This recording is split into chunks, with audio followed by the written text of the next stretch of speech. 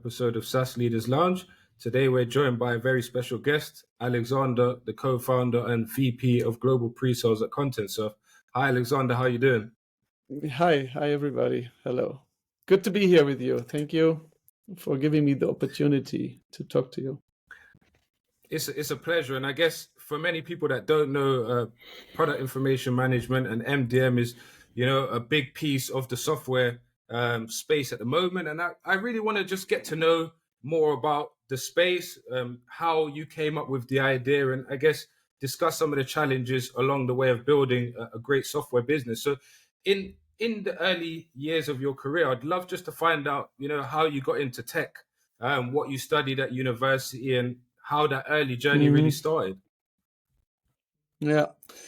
So actually, I'm an old man now. Yeah? I'm 53. So when I studied, that was beginning of the 90s, and actually, I didn't want to study. I wanted to become a stuntman. That was my first goal in life, but that didn't happen. So after a failed try to become a stuntman, I thought I have to study now. And the next problem was what to study, and I opted for physics. So I'm a physicist, actually, studied in the Ludwigs Maximilians University in Munich. And this was actually because this was the only study that I did not have to do any internship. So I thought this is a good idea. And so I started as a physicist. So how did I come to tech? Actually, I hated computers at this time. There was no internet there, and people working with computers normally were wearing glasses, like I'm doing now. So I thought this is not a good area for me. I wanted more to be cool. But at the end, when we started in physics to work with data, very fast, I started to do programming to deal with this data. And that's how I did my first Pascal course, and then came Visual Basic, and then Java came up. So I did my first Java programs, and then worked as a student. And along with that work, I started my first startup together with my brother and two other guys, or one woman, and that was TIS. TIS, the Intranet Service Solution, I think that was called the name. So the internet was quite born at this time, and intranet was kind of already a little hype. So we worked on that, and that went quite fine. So I think we started in 1997, and then in the year 2000, we sold the company already to the next investor, which was Infovista these days. So that's how I came to Infovista as my next stop, which was quite boring because I was not responsible for anything anymore. I was just working with my German team, and I had to report to this French company. And then I had a girlfriend these days, and her name was Patricia Kastner, and she motivated me to leave Infovista and to start something new, which was Contentserv. So we started Contentserv together. Actually, I sold her my little company that I had these days for €1, 50%, and said, let's rename it to Contentserv. At this time, it was called Wörl.com, because my last name is Wörl, O-E. So that was the joke. And we renamed it then to Contentserv. That's how Contentserv came into the world in the year, I think it was like 2002, late 2002. Yeah, and we started with developing a software, and that was actually exactly the software that we still have today, and it's called Contentserv. So I guess since founding it until now, I guess the product remains the same, but the features of course over time enhanced, right? And yeah, you can imagine. This was when I started the first line of Contentserv. That was actually on a holiday in Thailand. And the story is I was a Java programmer, Java developer these days, but on the airport, I went into a magazine shop and there was a PHP magazine with a CD-ROM, and this CD-ROM I put into my laptop, and there was an Apache web server with a PHP 3 environment where I then played around and came up with this stupid name Contentserv, because there's no E at the end. Because there's no E at the end of Contentserv, because I was not sure how to write it. Contentserv. I was a student and my English was not really very well. So I just wrote it without an E. I thought that's how you write to serve. We started as a web content management system. There was no PIM these days. The internet was just born, and Patricia Kastner, or Sissy, as many people call her, were coming out from a printing house, the Kastner AG. This was a printing house in the north of Munich. And they realized that with the internet, that might be the end of the printing business. And they maybe should go also online and do websites and stuff. And that's why they asked me to make a web CMS system. And the first classes and the first code I implemented these days still is in parts into the core today. The very core of Contentserv is a class called database and record and table and stuff. So this is still there, but was quite simple these days. And so we started as a web CMS. And in terms of your work with the print house, how important was it, that first project of building that CMS system for them, for you to kind of understand that the industry was changing and start to really, mold that solution around that? For them, it was really a start into the developing websites for their customers, very local customers they have here from the south of Germany. So we did our first projects as pure website projects that were sold by the Druckhaus Kastner. So at the beginning, we were quite close. And very fast, within a couple of years, we realized that there's no real business behind. Because then Typo3 came up, and Joomla and WordPress. And they all were for free. And the customers ask us, why should I pay for a web CMS money when I can have Typo3? And the answer from us was, yeah, true. Why should you? We didn't find a good answer to that. But we realized like around 2004 and 2005 that there's something that the customers really need. This is to administrate their product data that they want to bring on these websites live. And then when we started to add another entity to our system, which was the product. So we started to maintain products, and along with these products, also media files. So kind of PIM and DUM was born these days. That was around, I think, 2005. And funny fact is, there was no real word for that. The PIM as an industry standard didn't exist. Actually, we called it PDM, Product Data Management.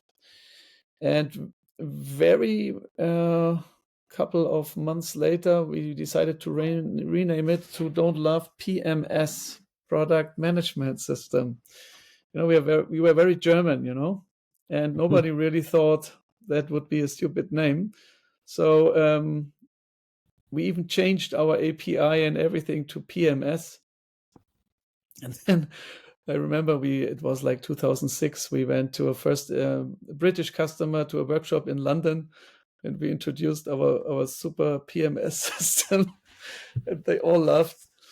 So we realized that was not a good name, and then we renamed it actually to PIM. That was the acronym that then at the end made it. In Germany, PIM sounded always very stupid.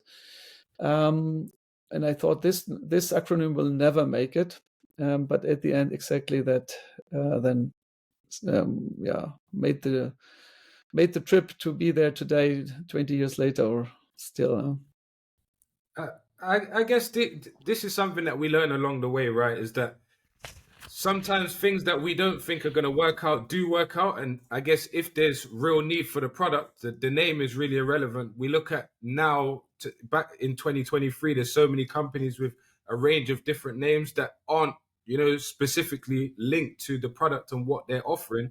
But in terms of in those early days, when you went to that first customer in the UK and you was hosting that workshop, where did you imagine and envisage the company Contentserv going? Did you ever imagine in your wildest dreams that it would get to the level that it is today?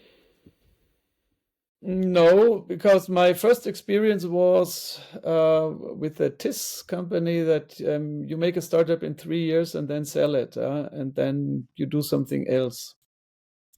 And this didn't work out for me at all with Contentserv. So that took 20 years and I'm still there. I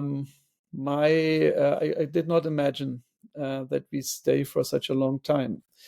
It already started with creating license keys. We created license keys that would all expire, I think, in 2018, because that was the longest we could imagine. And in that year, a couple of years back, a lot of license keys expired, and the customers had to come back with their old Contentserv systems that we already forgot about, and they were still using it as a web CMS and asked for new license keys. Yeah, so that's why my license keys now, by the way, are issued till 2037. That's good. And I guess before we dive specifically into industry-related questions around the PIM space, I always like to go back to those that have really been a major force and made an important impact into the growth and success of the business. So would you say there's been some key people within the team? I know, Miss Kastner, who you've mentioned, has been instrumental, but who else has really been, true valuable members within the organization in the early days when you were really building it up into a global organization? Mm-hmm. So, the main role indeed played Patricia Kastner. I was more the developer and she was the sales side, sales and marketing, and she was perfect for me. Without her, I could never have made it. And without me, she never could have made it. So we really stick together. We, by the way, separated then 2003, but that didn't change anything with the business. Yeah. So we're still good friends, and I'm really glad that I met her. But there were also other people. For example, Peter Povala. He's still also with us, one of our architects since 2006, I think. He is still responsible for a lot of code. And then, most of all, very important was Frank Ipfelkofer, old friend of mine that I brought back from my chess club back in the 90s when he was 12 years old, I think. I met him. And he also still works not directly for Contentserv, but with Contentserv as a partner. And he's written a lot of code that still is very crucial for Contentserv. Philip Juchard, Elmar Chani. So these were the early ones who are still with us. And I'm very happy to see people staying so long with their whole career and donating it to Contentserv. That's really interesting. There are really some people who never saw anything else in their life than Contentserv, and probably will not, I'm sure. I agree. It's not often you see people do 20, 30 years within one business. So when you see that, you obviously know that there's something amazing going on internally, and there's a lot to continue in terms of developing and growing things within the business. So that's great. And in terms of whilst you were building the company, I guess in the early days you was with Patricia, then you started to build Contentserv. There was a lot of travel. When was it that you started to have a very strict routine, and did family life play a major part in the work-life balance there? Because I'm always keen to find out how being a founder affects your work-life balance. Yeah, that's an interesting question. Actually, I had a lazy start in my life. I started studying with 23, yeah, and I spent for my studies 7 years. And the reason is that half of my time I spent climbing, rock climbing. In this time, for example, I spent 2 years in Thailand climbing. So not in one go, but in a duration over 13 or 14 trips to Thailand to one beach, and I was always mixing studying and climbing. Yeah. So when I really started with Contentserv, I was, I think, what was it, 32, 33, and my first child was born 2006. And yeah, that changed, of course, stuff. With my first children, I spent actually too much time working, so that relationship didn't work well because I was not really focused and willing to really give everything for the family. But my second wife, Anu, she's from India, which then joined 2000, like 11, 12, gave me another 4 kids. So now we have 6 kids, and it's not that I can work as much as I used to do. Huh? I have like my 40 hours a week, maybe a little bit more when I get up in the morning early. And all the rest goes into family issues. So there's no time for my private life, climbing, doing stuff that I would like to do because there is no space. But that's okay. Huh? My age, you don't have to climb anymore. But is there any, would you say there's any set routine that you have that is like a ritual that you like to keep doing to keep you in the zone on a working day? Like you read any books in the morning or go to the gym for a run maybe? No, I'm too old and too fat to run and also to climb. But I have my ritual. I get up early, depending when I go to bed. Like sometimes, like today, 5:30 or so, and then I have 1.5 hours till 7 with complete peace, only me and the dog, and a coffee, and I can work. This is actually the time where I can really do stuff. The rest is then running from meeting to meeting, and being there for others.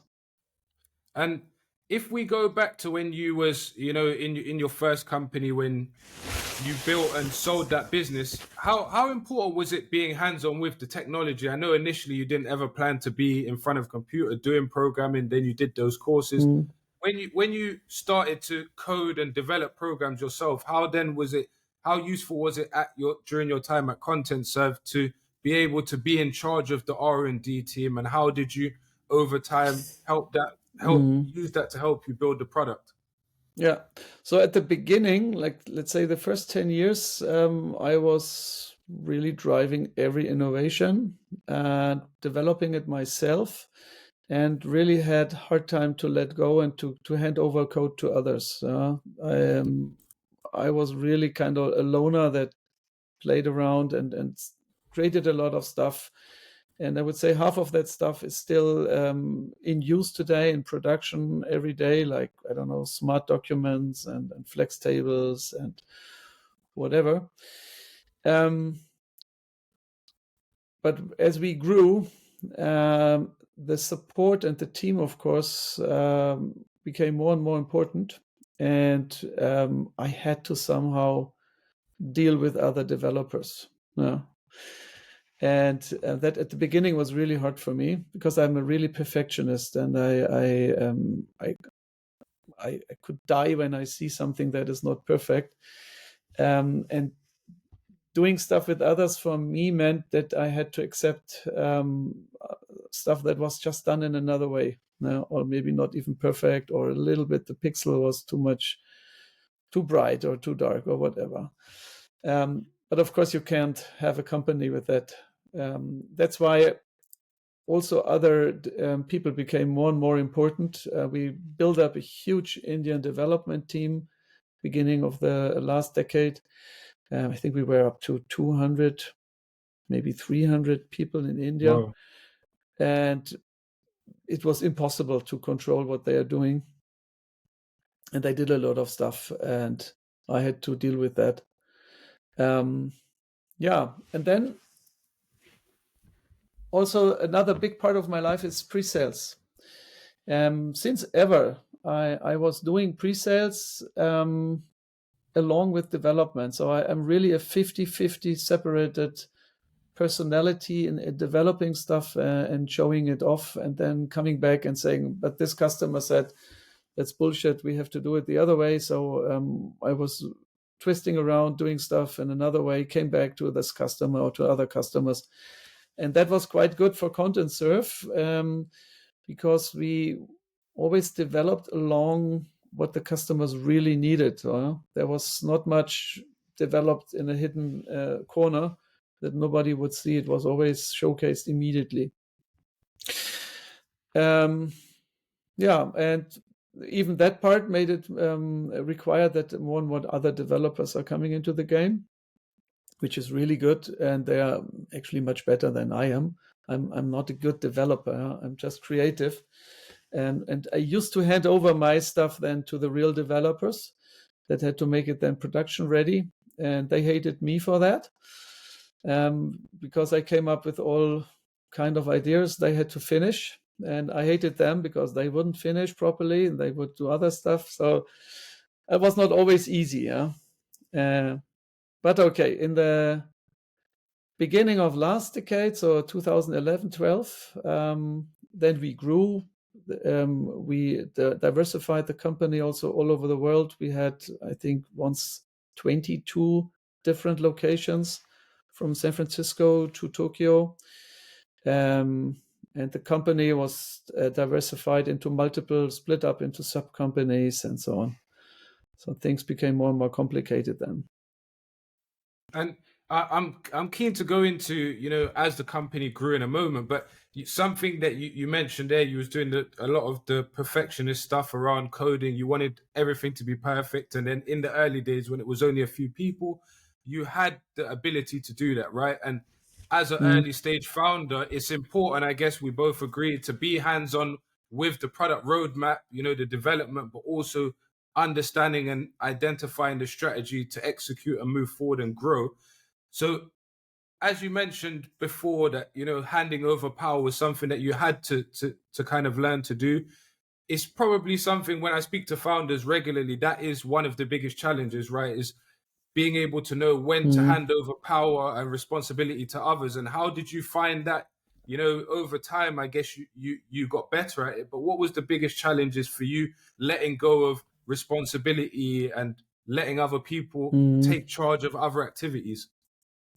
Yeah, that was actually quite a hard fight. Yeah, there was Patricia Kastner, but then also other shareholders came into the game that had other ideas, and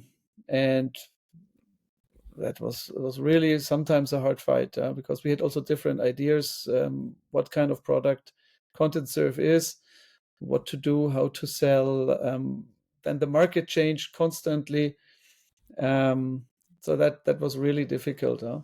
But when was it? 2019, very nice and good investor, Investcorp, joined the scene, which was and still is very professional, dealing with us as a company.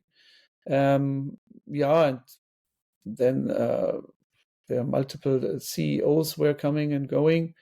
At the moment, we have Michael Kugler, which is actually the best CEO I think we ever had, at least fitting for this setup of a company. I think at the beginning, Patricia Kastner was very good when we were small and had to be very dynamic. Now we have Michael Kugler, who's just super for that company now. So my baby is in good hands. That's great. And as you said, it allows you now to step away from doing those crazy 60, 70, 80-hour weeks and know that you've got a trusted, leader to kind of build and stabilize and make sure the company continues on the upward curve. And as we look at PIM as an industry now, just some specific questions for people that are in that space now. How would you say, Contentserv differentiates itself from other big players? We look at Akenio, Steve Budding. So when we started, our competitors were web CMS systems like Imperia and Contents. I think some of them are still on the market. When we came to the PIM area, there was actually not much competition there. That one of them was Hybris, which also comes from Munich, I think. And they were even they went into bankruptcy. I can remember in the around 2009 or so, and we never really noticed them. But a couple of years later, they came back, and then were acquired by SAP for I think over $1 billion. So that was a great story, and they have done quite a good job with a very good leadership, I think. And then the others came. Some of them are still there. We have a huge competitor landscape in the PIM industry. Stibo, Informatica's not so much anymore. That was Hybris. No, that was what was the original product? Forgot already. Now it's called Informatica. But this are a little bit, they're good systems, very professional, very serious, but also a little bit outdated with their core Java background, with their huge heavy applications, with sometimes added the web front end to it. But we have been always web. We started natively as a web CMS, and we are still a web application. And I'm quite proud that we never had to rewrite like everything. There were other companies who developed everything first in, I don't know, Java, and now start what to do now. Others invested in Flex and Flash technology from Adobe. Then that they have to rewrite everything. But we really never had to make a complete new decision. Even our programming language is there. Of course, there's a lot of JavaScript has been added later. But the decisions we made initially were quite long-lasting and good decisions. So what was your question? Do you remember?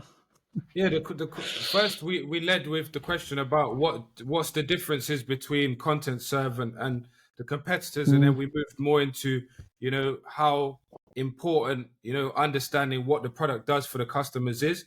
But now, just in terms of over time, as things have changed, how would you say, how important and crucial is PIM for e-commerce businesses as they grow more and more important to selling across different geographies? Yeah, so the story is the content initially was there to create printed documents. That was what the catalogs were at the 2000s. And then the cross-media somehow came around, and then omni-channel and multi-channel, because people had to publish their marketing and product content into more than one channel, which was their print channel.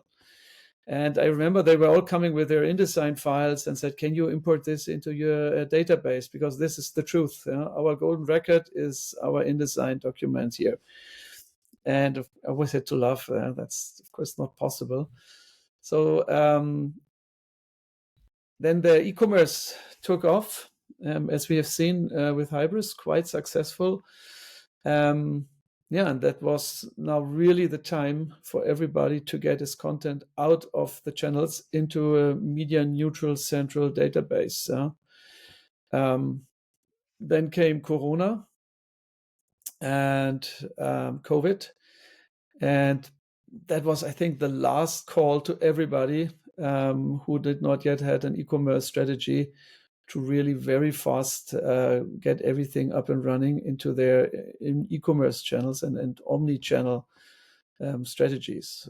I can also remember there were, when Corona came up and the shops had to close, people were getting really, they were freaking out when they did not have an e-commerce strategy. So that opened up a lot of flexibility in the heads of the managers to really invest into PIM systems, where their marketing content could be media neutral. And that sourced a lot of projects. And would you say over time, your approach and from a customer perspective, that they've really understood the importance of consolidating all of their product information into that single platform? Yeah, definitely. I mean, there's nobody who says, "Why do I need a PIM?" I have my shop, and I do all the maintenance in the shop. Shop systems are simply not made for data maintenance. They allow editing stuff, and you can upload an image and you can write some text, but there's so much more to it. You need translation. You need data quality, you need multi-channel export, syndication, you need import and onboarding strategies. And also the lifespan of a shop system, an e-commerce platform, is a couple of years normally. So you come up with this shop, and then you merge with that company, they have this shop. So shops are coming and going. You don't have one shop, you have maybe 20 shops. We have customers that have worldwide different platforms for their brands and so on. The PIM system is more like an ERP system. They stay for 10 years, 15 years. We have customers who have all their data since 15 years on Contentserv. They would die if they would have to maintain their stuff in a shop system. And migrate all the time from A to B to C. And when Contentserv was started, then was it? I guess it was an on-prem solution, right? And how over time was offering a cloud-based solution important to continue servicing the changing needs of customers? Yeah, that's true. That was a web-based solution, but as on-prem systems were these days, you had a database, you had a web server, you had a file system. And that was always in the internet. That was never somewhere installed in the internet. But what means in the internet? Either you were hosted on with a service provider, or you were hosted on premise in your I don't know, IT department somewhere behind a firewall. But with the cloud, with the approach of the cloud concepts, we also rethought how to deliver Contentserv as a service. And we had, thanks God, one very important guy joining us, which was Holger Schneider. He was, since 2004 or 5, customer of Contentserv at Siemens these days. But he always worked with Contentserv in his companies, and then finally he joined us. And he is just great in doing operations. And he had the idea, let's make a SaaS application, let's host ourselves, let's not be limited to what our service providers are doing or our partners.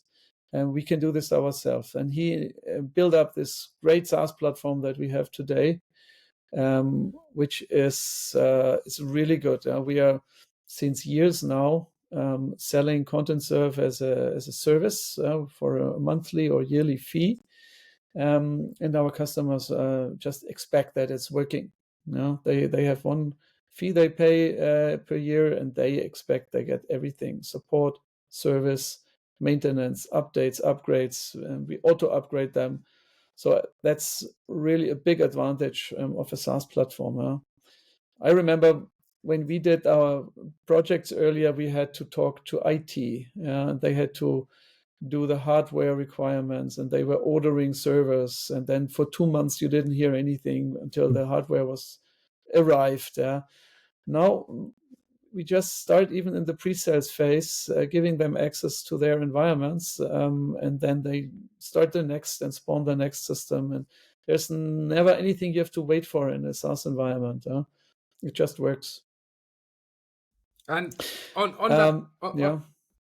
on that piece of pre-sales that you just mentioned, I guess in the early 2000s when Contentserv was born, there wasn't, pre-sales was very much an unknown quantity, right? Not many people really knew what it was about, and it was defined company by company. How important would you say building up pre-sales was for Contentserv and really getting into the technical details for customers on the value proposition, what the solution can achieve for them, and being able to Mhm. simplify it to the stakeholders.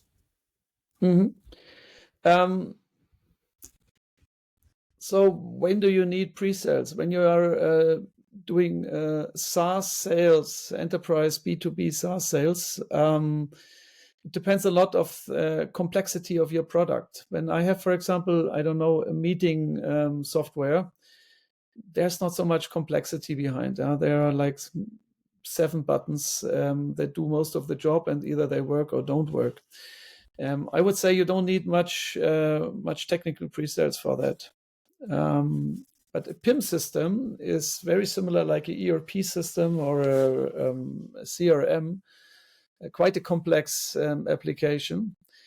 And like 10 years ago, it was everybody wanted to have a POC, proof of concept. What is it? Does it work? And how can I import stuff? How can I export stuff? So there were a lot of open questions, and you had a lot of proof that it works. But the market and the customers matured over the years, thanks to also, I would say the market is really settled, and the product offering is quite stable now from all the companies. And when you have a PIM system, they know what you do, they know what they want. Things are getting easier and easier. So our pre-sale cycles also become shorter and shorter. But we still do showcases like for all shortlist demonstrations. When we are on a shortlist, we import the data from the customer, and we really try to get it as real as possible, how it would feel for the customer to have a PIM and have his data in this PIM system. And that works quite well. So I think we have quite a good closing rate. Also, we are quite innovative because we are not only pre-sales, we are also developers in my department, doing also add-ons for Contentserv, and the one or other thing we are just simply developing if the core product is not fast enough, and then see what happens with such a connector. We have a lot of connectors that came out from my departments, and round up our product offering. It's I would say quite a rare situation in Germany for a SaaS enterprise B2B company that pre-sales develops software and supports it in production. That's quite unfair over our competitors, which cannot do that. I'm very sorry for them, and No, apologize for this unfair advantage. And it's true, and I guess when I talk to pre-sales leaders, globally, I guess for them there's many different types of pre-sales specialists, and in the advancing time that we're in now, pre-sales and products that are being offered in the SaaS space are less and less technical, right? So a lot of the people being employed are not the skills that they're looking for aren't a developer as such, but more around being able to present, being able to identify pain points of customers and work with them to show the benefit of a solution. So as you mentioned, being able to develop and customize, the solution for customers is always going to be, a huge advantage for the customers, especially in these meetings when you're competing with other vendors trying to offer similar services. So in your role now as the global head of pre-sales, would you say you're at all very involved in hands-on demos yourself and doing presentations to some of the bigger customers, or do you leave that totally for the team now? No, we have a team. Actually, my team is 5 people, and it's quite a stable team. I think I cannot remember that somebody really left us since I'm there. So nobody from my team really left and said, I hate pre-sales, I hate my boss, I want to do something else. We have these two areas in pre-sales. The ones are doing the showcases and demos, and the other ones are developing here and there stuff. And actually demoing, we are only like 3, maybe 4. And I'm also demoing myself. You should, as a team leader, not demo too much, because why do you have your people? They should grow, and they're actually better than I'm in demoing the software. So they are really good. They are really professional pre-sales and sales engineers doing quite a good job. But still, I demo, like I would say, a third of it. Yeah, That's I still love it.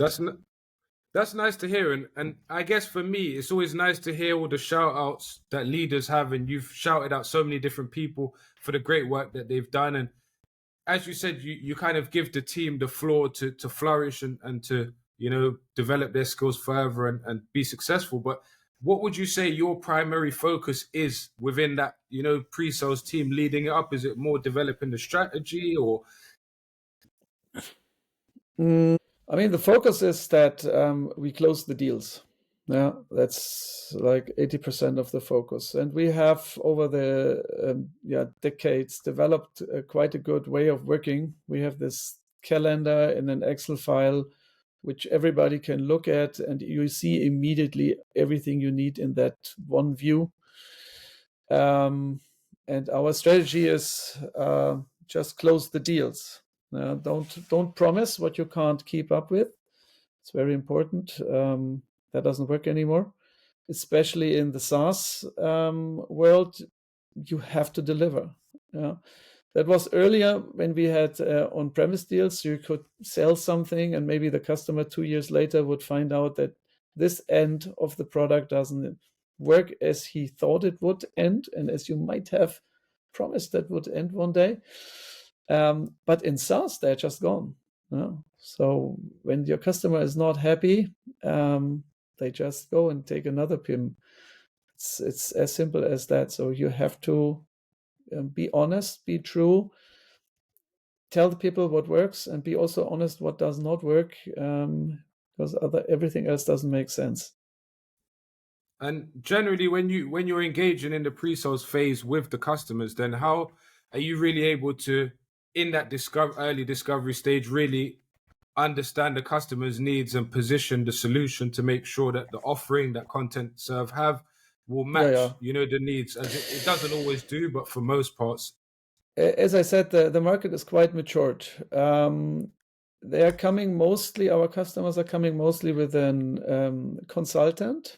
They pay quite some money to consolidate their requirements, and they come up with the specs or with the requirements that are, I don't know, maybe they copy all from each other. I don't know, but they all have the same questions, and we all have exactly these features, and everybody has exactly these functions. So there's not much our customers ask which doesn't make sense. It all repeats, and they all have the same problem, and they all get the same solutions from most of the PIM systems, and it really works. Sometimes customers have weird ideas where then I have to say, no, doesn't make sense like this. But that's like 5%. Yeah. And in terms of within your team, are you specifically developing enablement programs for your team and customers as well? Sorry, can you repeat that question? Are you directly involved in developing the enablement programs for the teams internally and for the customers? What means enablement program? We have an academy at Contentserv. This is not my responsibility. That's another team, and they do e-learnings, they do courses, they do certifications, they do quite a good job. When we do enablement, we do it either for the sales engineers or for the account executives. And for that, like today in the morning, I gave a training to our sales and customer success people about our products that we have at Contentserv for the newbies and so on. So yeah, I'm still doing trainings all the time. And in terms of as an organization, then when was it that you made a decision to kind of expand outside of Germany and start to conquer some of the wider, profitable markets out there? Mm-hmm. Yeah. That started, I think, 2011. In 2011, we expanded more and more our business and our marketing for what we called internationalization. I think that was that department. We had people going to US. We opened an office in France. We made a company in France. We had an office in Benelux, Netherlands, India, Tokyo, and so on. We still have most of them today. But you need to have, when you really want to be successful in a market, you have to have your own people on site. What does not really work is to say, okay, we find a partner there and he will somehow sell Contentserv and implement our projects. That never really worked. You have to have employees from that market, in that market, living and working in that market. And would you say that what was the major challenges for you expanding into those new markets and new geographies with different ways of selling and maybe different requirements? How was it that transition? Yeah. So first of all, there's the language barrier. Because we are German. When you come from UK, it's of course much easier to sell in US or in Australia. But that was okay. The other thing is different markets need also different type of products. In US, for example, you need a Walmart connector when you want to syndicate products. In Germany, there's no Walmart. So also our product had to understand, especially the US market, and had to adapt a lot. I don't know if you know, but recently we have acquired also a company, Shopping Feed, or we are still in the process.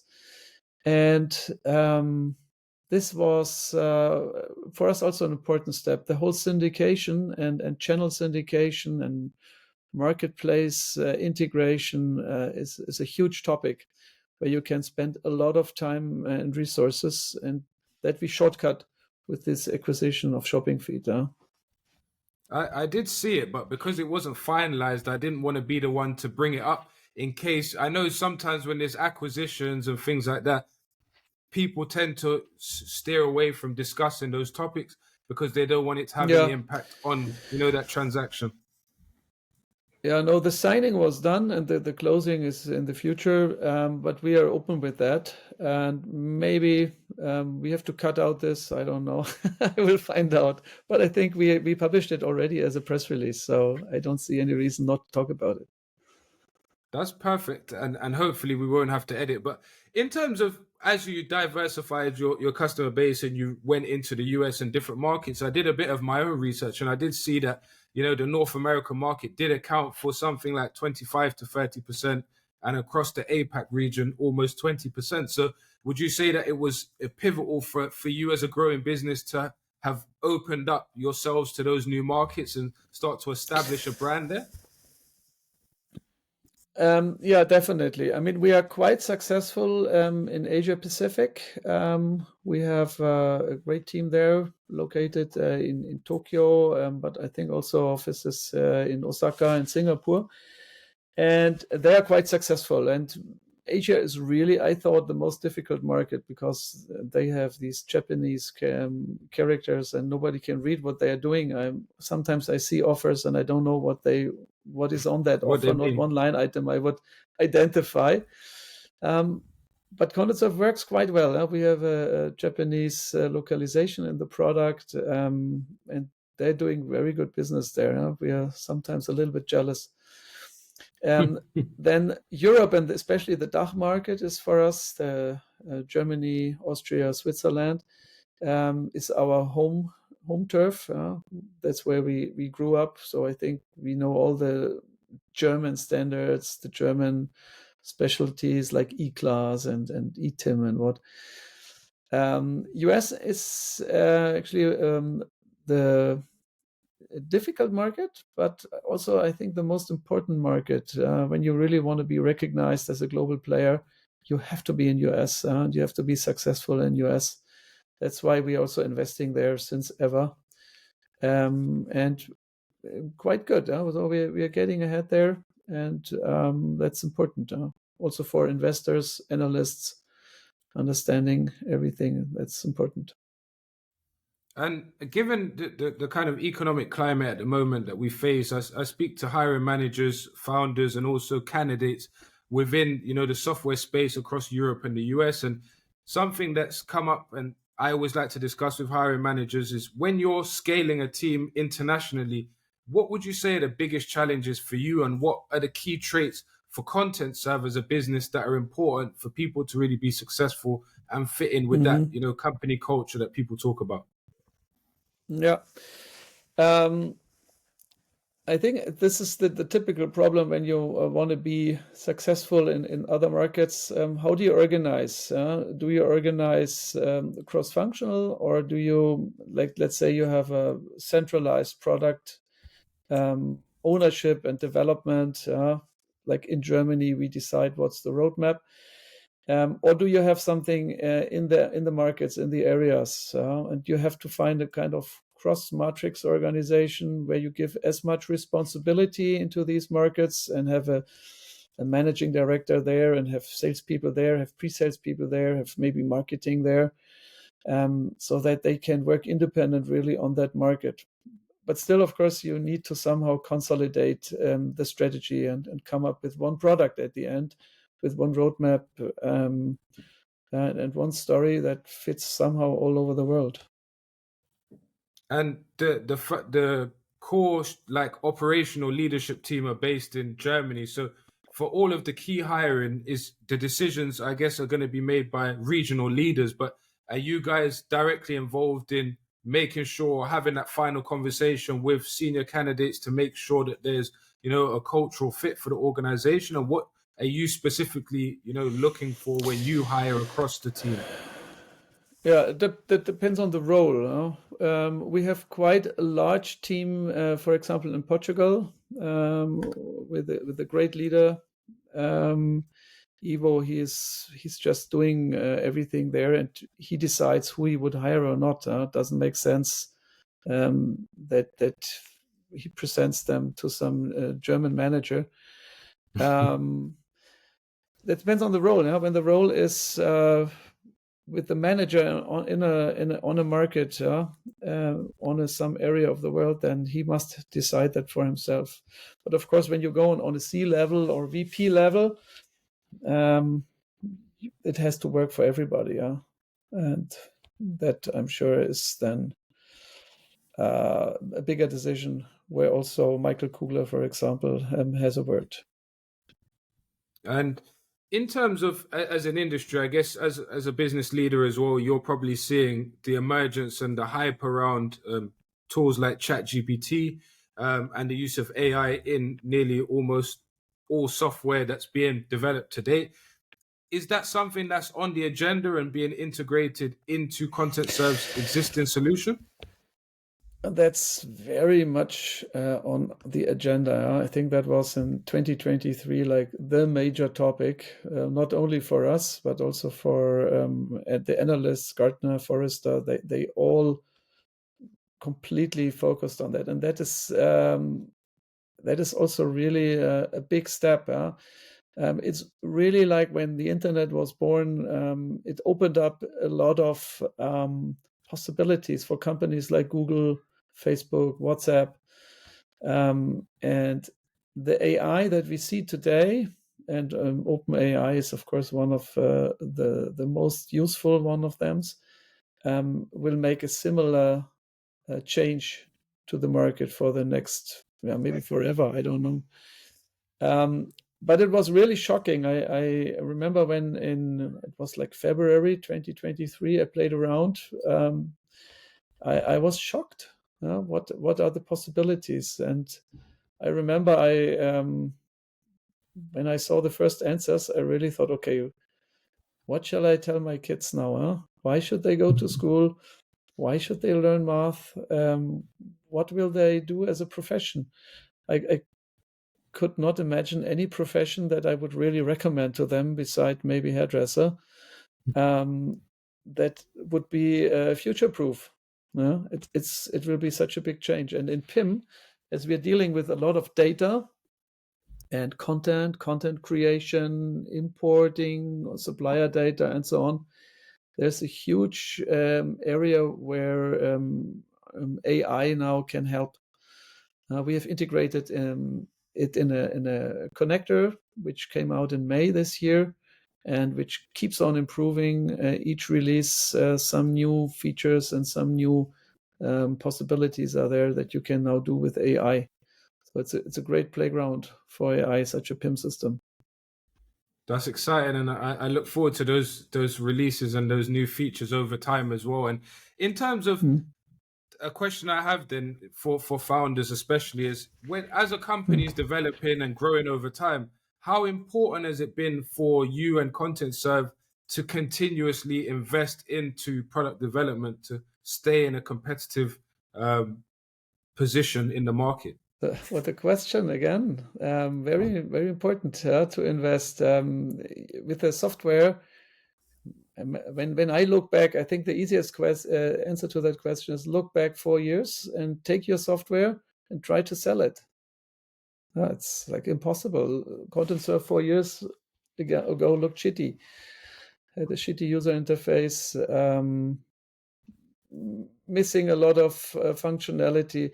So if you would stop at any time, you can say 3-4 years later we can close down the business.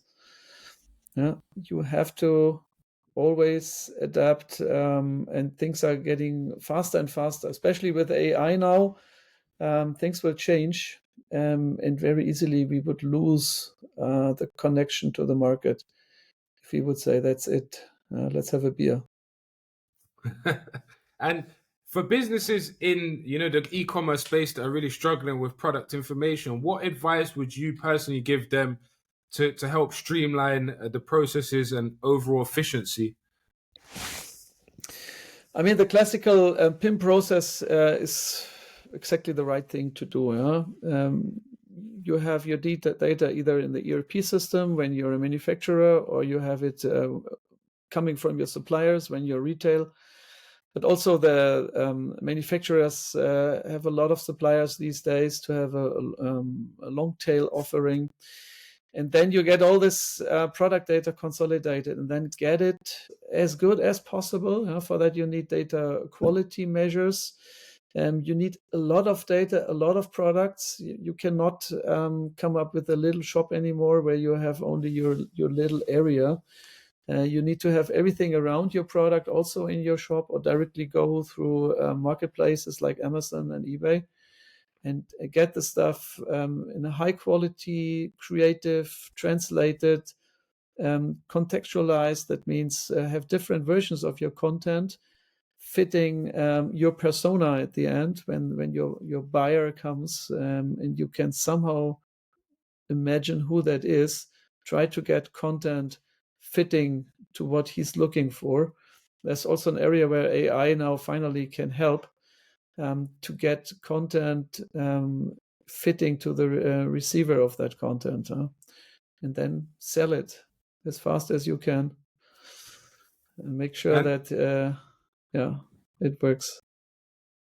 And as I wrap up questions about the PIM space, it's really about common misconceptions around master data and product information management. What are the most often misconceptions that you face, and how do you kind of overcome them and clarify this for those that don't understand it? I don't know if it's a misconception, but there are sometimes customers who work like 10 years ago. They have a lot in Excel. They have a lot of scattered data sources. They have their media assets in a file system of some guy who left last week. And they still think they can work like this. And when you have just a few products, sometimes it really works, and Excel is the better best PIM system. But also they realize now we have to translate, now we have to adapt, now we have to syndicate, and then they play around with their Excel files and waste a lot of time. And it's just not working anymore in this market setup that we find today. So that's my message. Get rid of Excel. And not only that, I guess with Excel, if you had mass amounts of data, trying to import, that data onto another system, especially for large retailers or suppliers, it could take, weeks and weeks to export that data. Now, with the use of, new tools, I'm not sure if Contentserv are doing something similar, but I know many companies are using tools like, Informatica or MuleSoft for that data integration middle piece to Mhm. kind of speed up the transfer of mass amounts of data. Mhm. Yeah, I mean, we have customer who using MuleSoft or other ETL tools, but that's actually not really required because we have in Contentserv even not one but two concepts to get data out. So first of all, something that we call data flow, which is there for table-like exports into JSON or CSV, XML, or whatever. And then we have from the partner landscape PX Hub or SAWS, very good proven working syndication engines that make the usage of MuleSoft or other tools in between really redundant. I always toy with the idea personally of, I have this back and forth with my business partner, and I say to him, look, I look back in history and I don't think there's many founders of software companies or retail companies, whatever it is that they've built, that haven't had to sacrifice that early time with their family to gain, that control and that growth and stability and acceleration of the business. And sometimes it's hard to balance both because in the early days, you don't have a massive team, right? You're one guy in a dark room or two guys and you're building something, you're tunnel visioned on, meeting that goal. And sometimes, you lose track of that family stuff. And do you see that there is that ability to have balance? I know in hindsight, you can look back and say, okay, we could have done things differently, but would you say that you would have been able to build the company you wanted to build today if you hadn't put in all of those hours many years ago? It's a good question. Probably not. Yeah. Probably you have to be a little bit a freak to get stuff working, and you have to sacrifice things. Maybe it's better to become an employee with a 40 hours contract if you really want to make sure that nothing starts burning in your life. Perfect. So it's a lot of work. And for somebody leading teams, then just a last question before I kind of finalize and ask you about new things that are happening internally. But for somebody moving into a leadership role or taking that first opportunity to build a company and start hiring people, what would you say is a key lesson for them about relinquishing control and giving others the resources and tools to succeed? How impactful was that for you?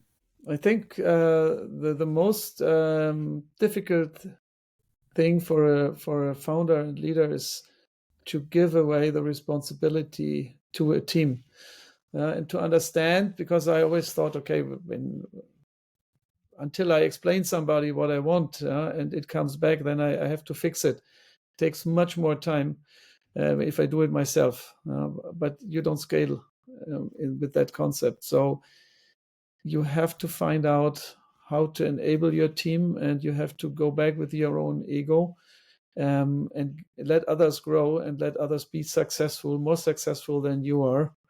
Then a company can grow. And that is something I have not achieved until today, but I'm working on it. And maybe before I go in pension, I will be there to understand how important that is. And in terms of internally within Contentserv, is there anything specifically that's exciting you about the work that's going on behind the scenes in the PIM space for you as an organization? So the most exciting for me is AI. Maybe I'm a little bit blinded by that at the moment. But it's also beautiful to see how this company Contentserv grows over so many years and still keeps growing. I'm still wondering, how can we do like we do, like, I don't know, 20% revenue growth a year over 20 years? how still we can find more customers that have not heard of us yet. Despite that, the whole PIM market grows also, and there are, like, I don't know, we have 80 systems or so on the market now worldwide that are all good, that are all somehow doing a good job, and they are all deserving their revenue, and their employees are deserving their salaries and their families, their Christmas presents.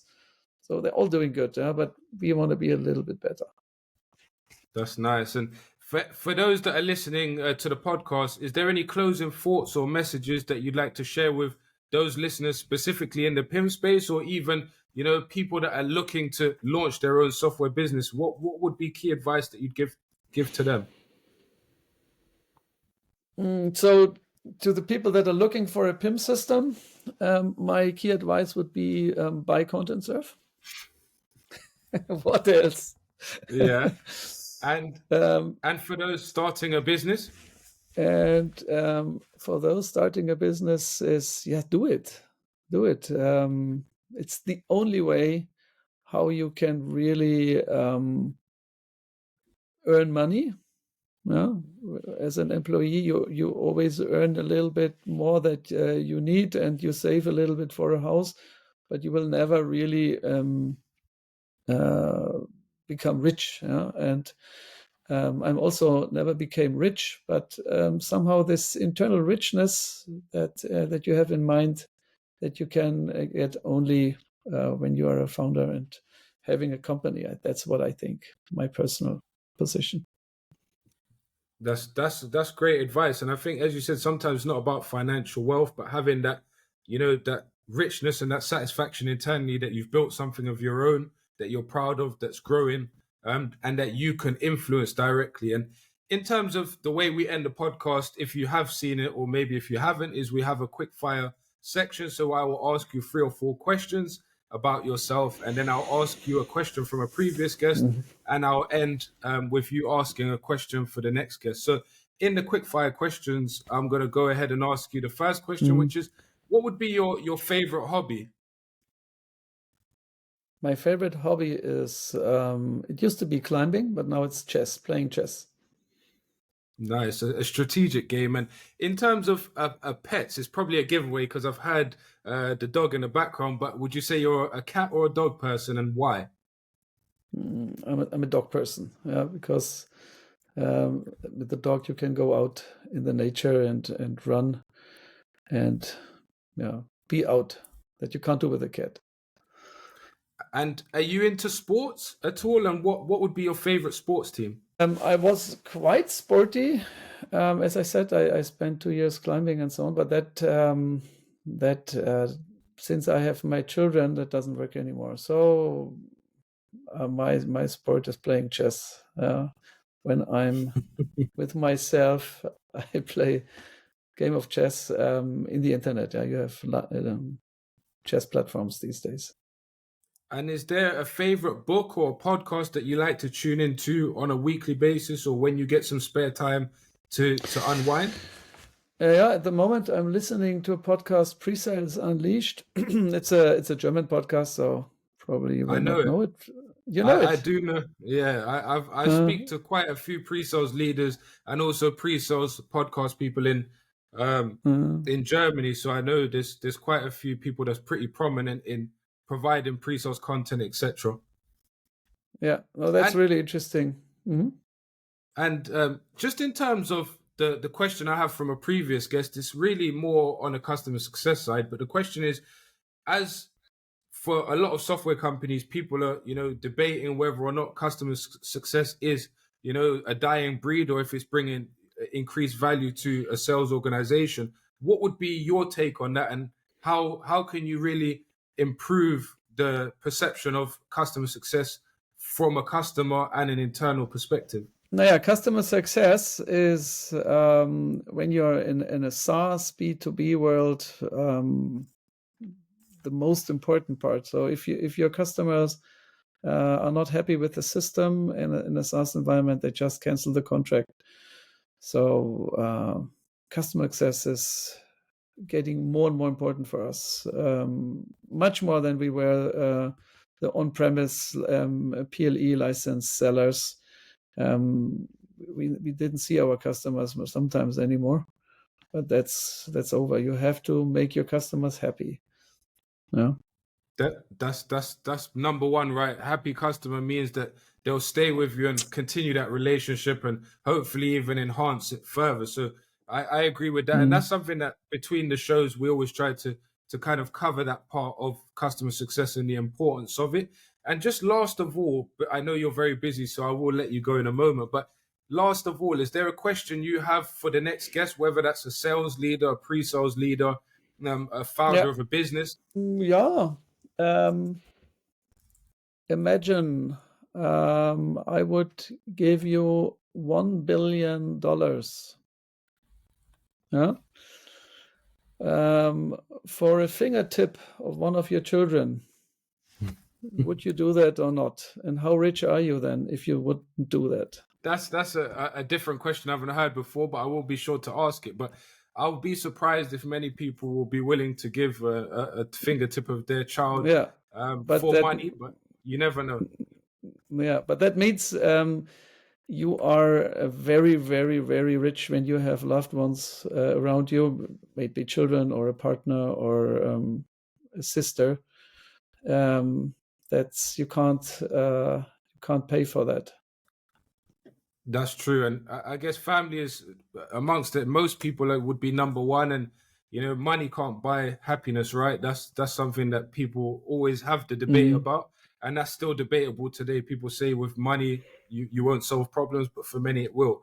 So it's an ongoing debate. But Alexander, I want to thank you again for your time. It's been more than a pleasure to have you on the show to share your wealth of insights and experiences and lessons along the way. Okay, thank you. Bye-bye. Have a great day. Bye-bye.